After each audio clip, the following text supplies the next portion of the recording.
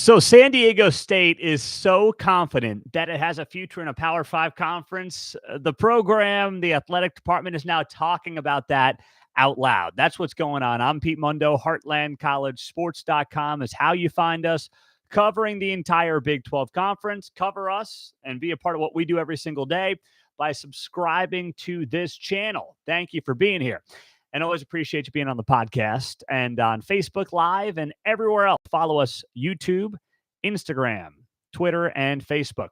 All right, so here's what happened. San Diego State Athletic Director J.D. Wicker was speaking to Seth Davis of The Athletic, and he said one or the other, the Big 12 or the Pac-12, is going to happen. We're excited for the opportunity, and we've done a lot of work to prepare for that. So that's what the San Diego State athletic director is saying. Now, maybe you think he's blowing smoke. Maybe you think that the San Diego State AD is just trying to pit these conferences against each other to get an invite. The San Diego State AD says both conferences want them, and the Big 12 is like, well, maybe we should take San Diego State, or the Pac-12 is like, well, we don't want to lose San Diego State to the Big 12. San Diego State is playing itself up to get an invitation. That's how you may look at this. I'm not convinced that's the case. What I believe is going on here is that the Big 12 is playing a wait-and-see approach. The Big 12 is first seeing what happens with the Pac-12, 10, whatever you want to call it these days. Pac 8.5. I mean, I don't know what the Pac is anymore. But anyway, neither here nor there. I believe that Brett Yormark is sitting back first and foremost and saying, who can I poach potentially from the Pac-12? If their TV deal is not going to be good enough, if it's going to be stream only, if the money's going to be 2/3 of the Big 12, then guess what? Colorado, maybe Arizona, maybe a couple others are going to come calling. Eventually, that's going to happen if the money's simply not there. It looks like the people involved, meaning the Pac-12 schools, are trying to do their very best to stay united, to stay together, to see if they can make it work. But with each passing day without a TV deal, with each passing day in a bad advertising market, that is one day closer to Big 12 expansion and one day closer to Pac-12 collapse. That's what it is. That's what's going on here. So if you're the Pac-12, if you're George Kliavkov, and San Diego State desperately wants to be in your conference, and you just lost USC and you just lost UCLA, or you're set to lose them, they're going away. Why wouldn't you have invited San Diego State by then? Why wouldn't you have done that? Why wouldn't you have gone out there and said, okay, we got to get two teams on board fast, and we have to do it now? It doesn't make any sense that the Pac-12 is sitting there at 10 teams, knowing that 10 teams is not the way of the future. This is not the Big 12 a decade ago, right? When the Big 12 lost 4, added 2, they got by with 10, it worked. 10 doesn't really work anymore. 10 is not the name of the game. So why would the Pac-12 not have been, and why have they not been aggressive in saying, let's add San Diego State and whoever, Boise State, I don't care. Why wouldn't they have done that? Because the TV networks, I believe, are specifically saying and explicitly saying, you know what? I'm not sure there's a whole lot of reason to bring in San Diego State right now until we have a deal. So the Pac-12 is in this weird place where they're trying to cut a deal. They're trying to, grow a conference while also having no idea what their TV contract is going to be. So they really can't do anything. They don't really have a play right now. They're kind of sitting back and trying to figure out, what do we do? What is our conference going to look like? Because the Pac-12 could go out there and add San Diego State, and then boom, the money's not good enough in 2 months, and the Pac-12 collapses anyway because Colorado, Arizona, and others leave. This is completely different. Think about this. This is completely different from what happened to the Big 12 last year. Completely different. 2021, I guess, right? The Big 12 lost OU in Texas in July, and by September 10th, I believe was the day. It was Friday, September 10th. They had officially added 4 new schools. 6 weeks after the reports leaked about OU and Texas bailing to the SEC. 6 weeks. We are pushing now almost a year. It will be a year in July that we knew USC and UCLA were bolting, and the Pac-12 hasn't done anything. Do not let anybody try to convince you that we are anywhere close to being in the same stratosphere when it comes to what the Pac-12 is dealing with right now and what the Big 12 dealt with in 2021. It is not even close. And anybody trying to convince you otherwise on that is flat out lying to you. That's what's going on. So this is a very tenuous situation. I'm telling you, I mean, look around the media landscape. The advertising market right now is not good. I deal with it every day in what we do here at Heartland College Sports, my day job on the radio in Kansas City. I mean, I see it. I live it. It is real. The economy is soft, and it may be softening, and there's a lot of fear in the marketplace about what's to come. So as much money as the Apple TVs of the world have, as much cash as they are sitting on, are they looking to throw that cash at the Pac-12 for Washington State and Stanford on a Friday night? Are you paying teams 20, 25, 30 mil a year for that? It seems like a losing bet, but hey, what do I know? I'm just doing this. But clearly, no news is bad news for the Pac-12, and no news is good news for the Big 12. And we've been in this run now for several weeks of no news. So how do you interpret that? If you're a Big 12 fan, you interpret that as good news. If you're a Pac-12 fan, you interpret that as bad news. That's the reality of the situation right now. And the fact that the San Diego State AD, J.D. Wicker, is chirping about this and saying one way or the other, we're going to be in a big conference. Well, I think he's trying to play his card here and play his hand and try to force an invite. And I don't blame him for doing that. That's the smart thing to do. But I'm not convinced, as much as San Diego State, decent football, very good basketball, great run to the Final Four, the whole thing, a national championship game. Do I think that the Big 12 needs San Diego State right now? No. If you're the Big 12, you can wait. The Big 12 can wait this thing out. The Pac-12 can't. And if you're the conference that can't wait it out, yet you haven't made a move, that says more about you than it does the Big 12. And that's what's going on right now. The Big 12 can say, okay, we want to get to maybe 14, maybe 16. But with all due respect to San Diego State, if you can get the four corner schools, Utah, Colorado, and the Arizonas, you're doing that. You're not going to jump to San Diego State necessarily. It'd be nice to have San Diego State, but I don't think you need San Diego State by any stretch.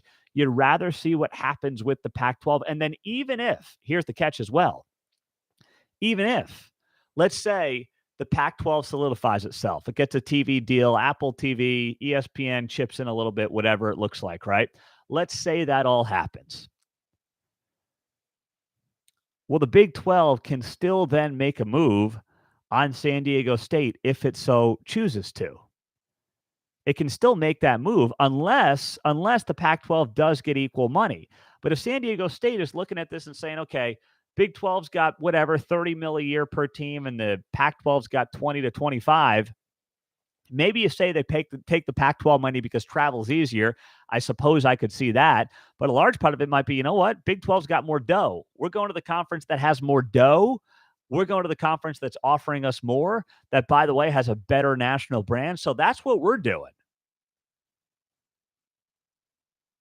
And that's where the Big 12 is wise to sit back, watch this thing, let it all play out, and go from there. That's all that the Big 12 has to be doing right now. I know there's a lot of antsy folks around the Big 12 today, and there have been for a very long time. You're asking us at Heartland College Sports, you're asking us on the message boards, everywhere else, saying, what's going on? What's happening here? What do we have to do? When's this expansion going to take place?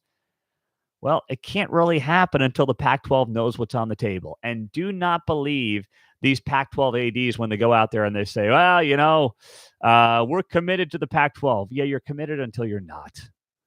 We all know how this game works. We all know how this game is played. You're committed until you're not. That's the reality of the situation. I'm Pete Mundo. It is great to be here with you. Looking at some of your YouTube comments on YouTube Live. What do we have here? Pete, don't want San Diego State in the Big 12. Okay, got to tell me why. That's okay, but need to know why. Creighton writes, not a bad move by San Diego State, whether it's intentional or not. If the Big 12 ends up not getting all four of the four corner schools, San Diego State has promise as a potential Big 12 member. I agree. But remember, if one goes, they're all going. That's how this is going to go, right? It's not like, listen, if the Pac-12 collapses, they're all going to want to be in the Big 12. So I don't see any way. It's either going to be all four corners or none. That's how I see this playing out. Pete, good point. Pac-12 is still organizationally deficient. That's a nice way to put it there, Don. Organizationally deficient. It's a very Fortune 500 phrase, a very corporate America phrase you use there. And that's a very nice way to put it. I would call them incompetent clowns, but that's why I'm doing this. And you're probably, very important in whatever your job is. What else do we have here? The Southern California pairing is San Diego State and Arizona State due to Arizona State's alumni base in California. If that is the 15 to 16 schools after picking up Arizona, Colorado, I could accept that to a large degree. I could. Good points all around on YouTube Live. Trying to get to as many comments as we can here on the show. So, NFL draft. Let's dive into that for a few minutes. The Big 12 did very well in the NFL draft. Do not let anybody tell you otherwise. You may see a lot of headlines saying, hey, boy, look at the NFL draft picks. The SEC had 62. The Big 10 had 55. The Big 12 only had 30. Oh, man. Jeez. Okay. ACC had 32. The Pac-12 had 27. Here's what matters. What matters here is how many picks you had on average per team, right? Because the Pac-12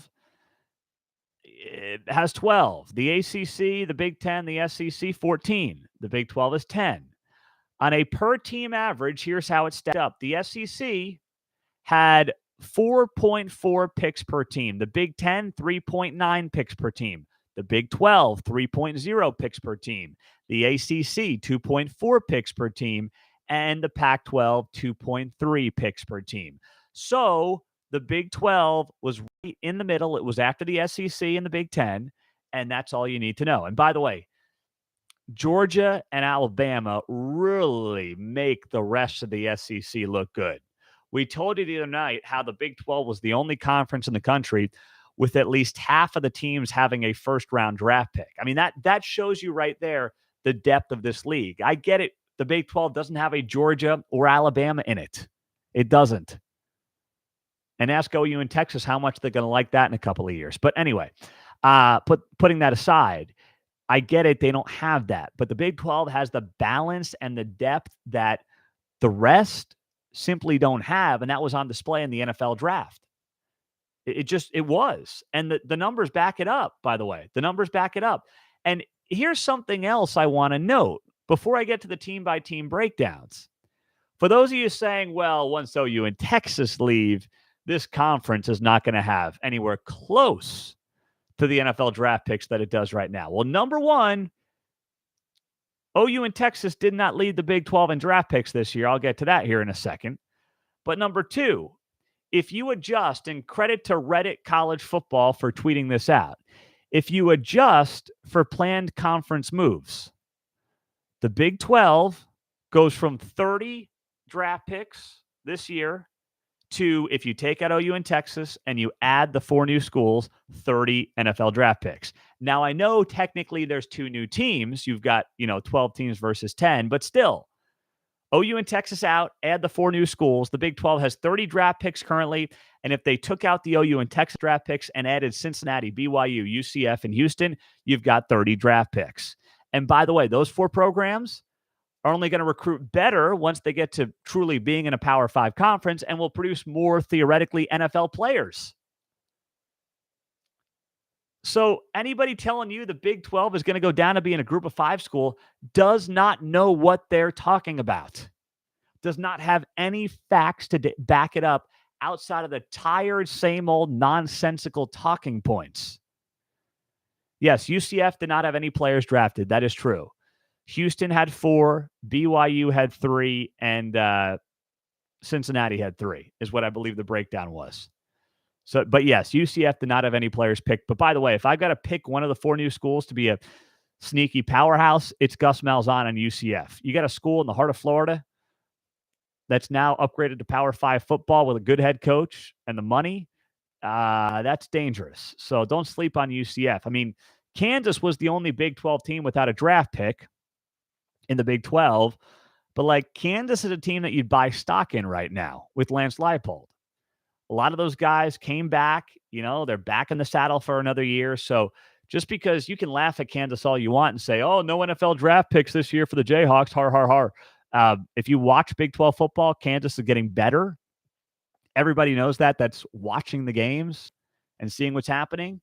And, it's the real deal. So it's going to be something to watch very, very closely moving forward. There's no doubt about that. No doubt about that whatsoever. Now, as for the breakdown, TCU led the way with the most NFL draft picks out of the Big 12. TCU had 8 players taken. By the way, 3 went to the Chargers. Quentin Johnston, Darius Davis, and Max Duggan all went to the Chargers. Go figure. They love their Horned Frogs out there. It's kind of like the reverse of what's actually happening in real life. In real life, Californians are invading Texas. So the Chargers said, we're going to take some Texas guys to invade California. That's what we're going to do. So TCU had 8, Oklahoma had 5, Texas had 5, Kansas State had 4 players taken, Iowa State had 3, Oklahoma State with 2, Baylor 1, West Virginia 1, Texas Tech 1, and Kansas 0. So all in all, it's kind of what you would expect, more or less, based on some of the success that was had here last year, where each of these programs are at. But TCU, and you think about it too, a lot of TCU's players were offensive guys, right? The 3 I just listed from the Chargers are offensive guys. For a program that was built, I mean, yes, Sonny Dykes took it over and took it to a national championship, but for a program that was built on defense by Gary Patterson, TCU produces a sneaky good amount of NFL players and gets a lot of guys drafted, and that should not be overlooked. Like, there's a reason that TCU toiled away in group of 5 football for years, and the Big 12 didn't want to extend an invite, because everybody knew if TCU started playing Power 5 football and they had the right guy running the program, they could turn into a consistent top 20, top 25 program. And that's exactly what has happened over the last 10 years. I mean, TCU's track record as a whole, go back the last 10 years since TCU joined the Big 12. Is there a power conference school you would take over TCU's track record in the state of Texas? Can you think of one? It wouldn't be the Longhorns. It wouldn't be the Aggies. Baylor, you might be able to debate, had the very good run under Art Briles, and then, of course, came back under Matt Rule, a good year there, a good year 2 years ago under Dave Aranda. But TCU has found itself, I think, more consistently near the top, getting to a national championship this past year. I'd probably take TCU. Excuse me. I probably would take TCU. Certainly Texas Tech not in that conversation the last 10 years. And that's since TCU joined the Big 12 Conference. They're right there in the Dallas-Fort Worth Metroplex. They've got money. They've got prestige. They have facilities. They have enormous amounts of talented recruits right in their backyard. It makes sense. And this is what a lot of people feared and why TCU never got that invite. And now they've gotten it, and they've proven that they are more than capable of recruiting at a high level, developing at a high level, and getting guys to the NFL draft. And that's what you saw, whether it was Quentin Johnston, the first player off the board, or Max Duggan, the last TCU player off the board in the 7th round. So it was a very good weekend all in all for the Big 12, a very solid NFL draft.